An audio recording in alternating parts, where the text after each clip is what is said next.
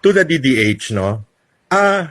Unang-una, sino ba nagpapatay kay Ninoy Aquino? Isipin nyo nga yun. Isipin nga yun, simpleng katanungan. Kasi kaya ako napasok sa politika dahil nakilala ko si Ninoy Aquino doon sa Boston. No? Nung pabalik na ako ng Pilipinas, sinabi sa akin ni Ninoy na, oy, tumulong ka na lang sa ano, ito. I mean, na-conscientize ako ni Ninoy at sabi niya, tumulong ka. At inassign ako kay Doy Laurel na eventually nga, after a year, naging ninong ko pa sa kasal. No? Kaya ako napapasok sa politika. No? Yeah, simple question. Pangalawa, no? Pangalawang tanong din sa mga DDH, kaya nyo bang sikmurain yung mga nangyayaring kahirapan ng ating mga kababayan? No? May kasalanan ba nito si Inday Sara? Kasalanan ba ni Inday Sara na tumataas ang lahat ng presyo ng bilihin? No? Sino may kasalanan yan? Hindi ba ang responsable sa pamamahala ng bansa ay si Presidente Bongbong Marcos? Tapos, papayag kayo, makikiapid kayo sa kanila? No? Dahil lamang ayaw ninyo sa mga Duterte? O hindi lang ayaw, dahil hate ninyo ang mga Duterte? Hindi ba tayong mga Kristiyano tayo, at miski naman mga Muslim na kapatid natin, hindi ba we are supposed to forgive? Diba? Hindi, hatred is anathema to any religion. Ba, tayong mga Pilipino, sa kultura ba natin, gustong-gusto natin yung hate? Isn't hate one of the worst adjectives in words in our vocabulary? Diba? No? Mag-isip-isip naman kayo, mga DDH. Alright, magre-reaction tayo dito mga kababayan no, sa banat ni Sir Lito Banayo, isang political strategist, political analyst laban dito sa mga Duterte diehard haters no mga kababayan. Kung meron po mga DDS or Duterte diehard supporters, meron naman pong kabaliktaran. Ito naman po yung mga galit na galit sa mga Duterte no or tinatawag nating Duterte diehard haters no. At alam naman po natin kung sino-sino sila mga kababayan, yung bukang bibig lamang nila, yung mga Duterte no, yung impeach Sara na, yung mga nagsigaw-sigaw sa kalsada or sa mga interview nila, ay ganun lang mga kababayan yung kanilang tinitira no, mga Duterte, si VP Sara. Pero pagdating dito sa totoong nangyayari sa ating bansa, itong trilyon na ninanakaw ng mga buayang politiko, kasabwat yung mga opisyalis ng gobyerno, ay tahimik sila mga kababayan or nagbulag-bulagan sila mga kababayan. Yung tanging tinitira nila, itong impeachment ni VP Sara, yung confidential funds ni VP Sara, at Duterte mamatay tao daw. Ganun, ulit-ulit yung kanilang mga naratibo no mga kababayan. Pero dito pagdating sa kahirapan, sa nangyayaring pagbagsak ng ekonomiya ng Pilipinas, ang pagsadsad ng piso, pagtaas ng dalar, pagsarado ng mga malaking negosyo na wala ng trabaho ang napakaraming Pilipino at yun mga kababayan, napakatahimik nila at hindi po sila or hindi nila talaga tinutuligsa no yung mga buayang politiko na pinapangalanan na ng mga nag-imbestiga noon no sa mga hearing no yung flood control corruption no at ang daming pinangalanan na malaking taong politiko pero never nilang tinutuligsa talaga mga kababayan no na kagaya ng pagtuligsa nila kay VP Sara at kay dating Pangulong Duterte no mga kababayan. Ay makikita mo talagang halatado no yung ipokrito talaga nila or mapagkunwari no. Bulag sila dito sa totoong corruption, yung kanilang sinasabi na lahat ng sangkot dapat managot daw ay dapat pinapangalanan nila no, tinutuligsa nila isa-isa kung sino-sino yung mga lumalabas na pinangalanan ng mga dating mga sundalo no, ng mga tauhan ni Saldico na nag-deliver na mga mali-malitang pera.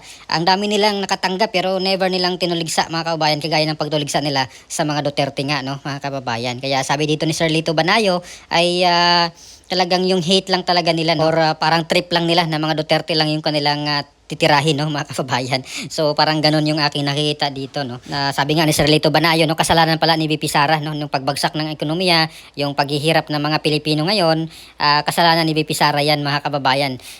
Sa tingin ng mga anti-Duterte no, itong mga Duterte diehard haters no. Samantalang wala naman pong hawak nga si VP Sara no na departamento ng ating gobyerno no or particularly itong sa ekonomiya no. Hindi po hawak ni VP Sara yan, hindi niya hawak yung economic team, lahat-lahat wala po siyang kapangyarihan no, hawak po yan ng Pangulo no, ang presidente mismo ang may hawak dyan, siya yung dapat managot at siya yung may karapatan or may kapangyarihan na pagandahin yung ekonomiya ng Pilipinas. Pero itong mga anti-Duterte talaga ay kasalanan ni VP Sara Duterte itong lahat ng itong pagmahal ng mga bilihin, itong inflation, lahat-lahat no, hawak yan ng presidente. Pero dito po sa kay VP Sara talagang tinutuligsa siya ng mga anti-Duterte mga kababayan. Although siguro tinutuligsa din nila paminsan-minsan yung administration, pero hindi ganoon kagaya dito sa pagtulig sa nila nga kay VP Sara, no? Sa sinasabi natin paulit-ulit, talagang iba yung kanilang atake kay VP Sara at sa mga Duterte kaysa dito sa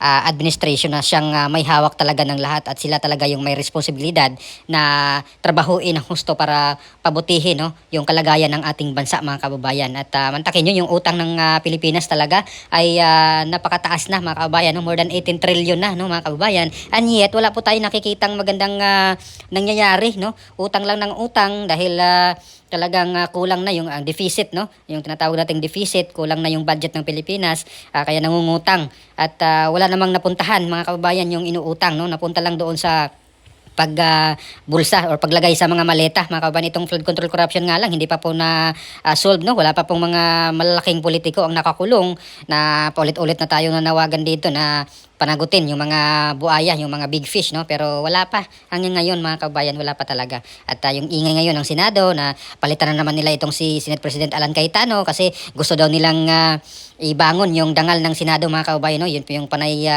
interview or panay salita sa mga media, itong mga 11 na senators, no, na minority block na ngayon, yung dating majority ng kagrupo nila Soto, ngayon may ingay sila, gusto daw nilang palitan naman itong si Senate President Cayetano. So talagang dito nga lang sa panahon nila, no, so, habang sila pa yung nasa poder, sila pa yung nasa liderato ng Senado, ay hindi po nila napanagot yung mga magnanakaw, yung investigation nga lang dito sa Senate Blue Ribbon Committee, hindi nila pinapatawag ni Ping Lacson, no, itong mga sila Saldico, sila Martin Romualdez, hindi nila pinatawag, itong 18 Marines, yung mga Bersamin, hindi nila pinatawag, si Pangandaman, hindi nila pinatawag. So ngayon meron ng pagkakataon sana, no, sa liderato ni Senate President Cayetano, may pagkakataon na ipatawag ang mga ito, no, para once and for all magkaalaman na lahat kung sino yung mastermind or pinaka-mastermind at lahat ng mga nakinabang dito sa pagnanakaw na ito ay maimbestigahan at maipakulong. Pero yung naratibo ngayon ng 11 minority senators, sila Risa Ontiveros, ang iingay nila ngayon na palitan, gusto nilang palitan, ipalit nila si Sherwin Gatchalian daw